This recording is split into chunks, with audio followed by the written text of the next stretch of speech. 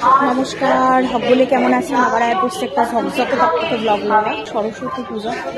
তো এই হচ্ছে আমার আউটফিট।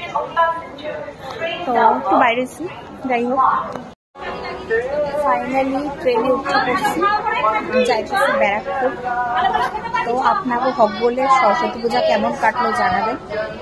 আর এই হইতেছে আমার আজকের আউটফিট। চলে অলরেডি সন্ধ্যা হয়ে গেছে, জানি না কি দেখতে পাবো। ব্যারাকপুর স্টেশন।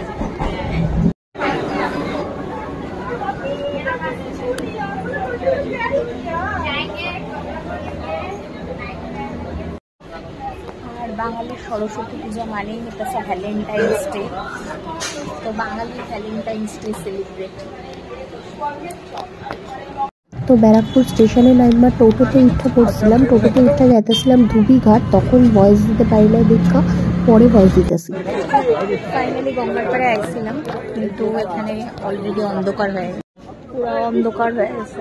জন্য লাস্ট অব্দি মোমো অর্ডার করে মোমো খাইতেছি এখন।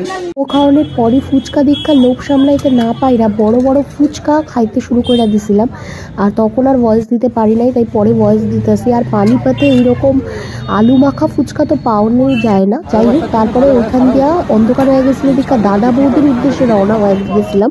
দাদা বৌদির ওখানে রওনা হইয়া বাস্কিন রবিন্সের আইসক্রিম খাইতে ইচ্ছা করছিল, তাই এখানে বাস্কিন রবিন্সের হানি নাট ক্রাঞ্চ আমাদের ফেভারিট আইসক্রিমটা অর্ডার করে দিয়েছিলাম। আইসক্রিম খাওয়ানোর পরে এইখানে আবার দাদা বৌদির দিকে রওনা হয়ে গেছিলাম, কারণ দাদা বৌদি দিলাম মাটন বিরিয়ানি নেব, স্পেশাল মাটন বিরিয়ানি দাদা বৌদির।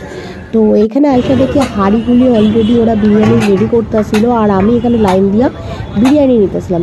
তো এই আমার বিরিয়ানি নেওয়া হয়ে গেছিল, এই নিয়ে ব্যারাকপুর স্টেশনের দিকে রওনা হয়েছিলাম। দাদা বৌদি ব্যারাকপুর আইসি মানে দাদা বৌদি বিরিয়ানি নিবো না সেটা তো হইতেই পারে না। ফাইনালি দাদা বৌদি বিরিয়ানি নিয়ে নিচ্ছি। এই হইতাছে দাদা বৌদি স্পেশাল মাটন বিরিয়ানি আনি। আর এইখানে আমরা ব্যারাকপুর স্টেশনে শালিকের কিচিরমিচির দেখতে দেখতে ট্রেনের লিগা অপেক্ষা করতেছিলাম। তো যাই হোক, ব্লগটা এখানেই শেষ করলাম। সবাই ভালো থাকবেন, টাটা। নমস্কার, সবাই কেমন আছেন? আবার পড়ছে একটা ঝকঝকে তকতকে ব্লগ লয়ে আপনাদের নিকট। তো এইটা ছিল সরস্বতী পূজার দ্বিতীয় দিন। তো দ্বিতীয় দিন সকাল সকাল বসন্ত পঞ্চমী ছাড়া যাওয়ার লিগা আমরা পাশের বাড়ির কাকিমার বাড়িতে পূজা দেখতে এবং অঞ্জলি দিতে চলে লাগিয়েছিলাম। 6টার সময় ঠাকুরমশাই চলে আসানোর কথা ছিল, কিন্তু সেইখানে ঠাকুরমশাইরা তো আপনারা জানেনই সরস্বতী পুজোর দিন ভিআইপি হয়ে যায়, নিজেরা রাষ্ট্রপতি মনে করে।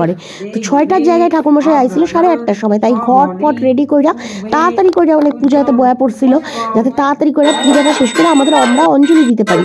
তো এইখানে আমি শাক বাজানোর চেষ্টা করতেছিলাম। পাশের বাড়ির কাকিমার বাড়িতে শাক, আমার নিজের বাড়ির শাক আমি ভালোই বাজাইতে পারি, কিন্তু এই শাক তো আমি বাজাইতে গেলাম আমার তো দম একদম শেষ, মানে আমার তো বাজাইতেই পারতেছিলাম না। যাই হোক, কোনো রকমের শাক পা দিয়া শাক বাজাইছি। আর এইখানে ঠাকুরমশাই পূজা করতেছিল, আর ঠাকুরমশাই যতবারই পূজা করতেছিল ততবারই থাইম্মা আমি মন্ত্র যতবারই কইতেছিল ততবারই আমি থাইম্মা বাজাইতেছিলাম, যার জন্য আমার বাজানের যে রিদিম, সেই রিদিমটাই নষ্ট হয়ে যাইতেছিল। যাই হোক, অনেক চেষ্টা করে শাক ঠাক বাজানোর পরে তারপরে আমরা এখানে সবাই মিলে অঞ্জলি দিতে দাঁড়ায় পড়ছিলাম। অঞ্জলি দেওয়ার সময় আবার আর এক কীর্তন, ঠাকুরমশাই ভুল ভাল মন্ত্র পড়তেছে, পুচো যুগ সৌ ভিতরে কি কইতাছে, পুচো যুগ সৌ ভিতরে। যাই হোক, অঞ্জলি টঞ্জলি দিয়ে আবার বাইরে পড়ছিলাম আমার স্কুলের উদ্দেশ্যে। তো এই সময় একটা যাওয়ার সুযোগ থাকে, সকল সময় তো যাওয়ান হয় না। তো এই কইতে কইতে স্কুলের গলির সামনে চলে আসি। স্কুলের ভেতরে আর ভিডিও নিই নাই। ফাইনালি দুপুরের খিচুড়ি ভোগ খায়া সরস্বতী পূজার ডে 2 আবার বাইরে পড়ছি। এখন যাইতাছি হচ্ছে মুভি দেখতে। তো চলো আমার সাথে। তো আমরা মুভি দেখতে যাইতেছিলাম স্টার মলে, কারণ ওইখানেই শোয়ের টাইমটা ঠিকঠাক ছিল, আর আমাদের বাড়ির সামনে ছিল, কারণ বিকালে আরও এক জায়গায় নিমন্ত্রণ ছিল। তো এখানে যাওয়ানোর সময় অনেক কপোতরি দেখতেছিলাম, কি সুন্দর শাড়ি পাঞ্জাবি পরে যাইতেছিল, দেখা চোখ জুড়ায় গেল। যাই হোক, তারপরে এই যে মুভি হলের মধ্যে ঢুকা পড়ছি। আমরা আমাদের যে মানে হলটা সেটা খুঁজতেছিলাম, তো নাম্বারটা খুঁজতে খুঁজতে পায়াও গেছি। তো ফাইনালি এই মুভি হলের মধ্যে ঢুকে পড়ছি। দেখতে গেছিলাম সেই দিনকে স্কাই ফোর্স।